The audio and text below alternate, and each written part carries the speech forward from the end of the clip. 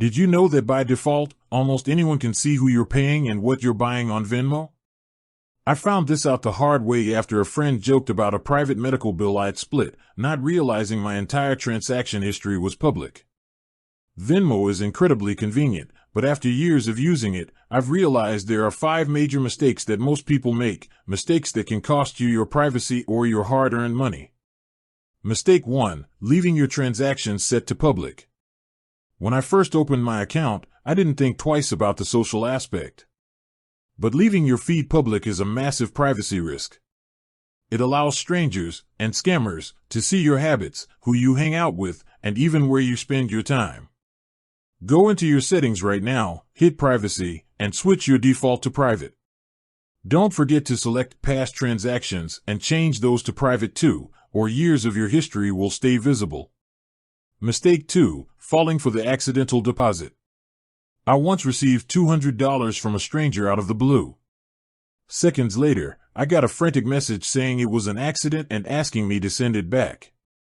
Here's the catch: scammers use stolen credit cards to send those funds. If you return the money with your own balance, and the original stolen transaction eventually gets reversed by the bank, you're out that $200 of your own cash. If a stranger sends you money, don't touch it. Let them handle it with Venmo support directly. Mistake 3. Skipping multi-factor authentication.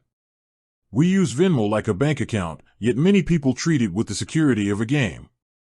If someone gets your password, they can drain your balance in seconds. I made it a point to enable Face ID and a PIN for every time I open the app. It takes 2 seconds, but it ensures that even if someone grabs my phone, they can't grab my money. Mistake 4. Paying strangers without purchase protection. I learned this the hard way trying to buy concert tickets on a marketplace. I sent the money as a friend to avoid fees, and the seller disappeared. Because I didn't toggle on turn on purchase protection, Venmo couldn't help me get my money back. If you aren't 100% sure who is on the other end, always mark it as a purchase. The small fee is worth the peace of mind. Mistake 5. Using a personal profile for business. If you're a freelancer or selling items regularly, using your personal account is a ticking time bomb.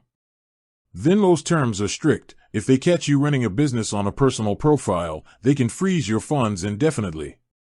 Switching to an official business profile is the only way to stay compliant and keep your account from being flagged. With that said, thanks for watching, and until next time.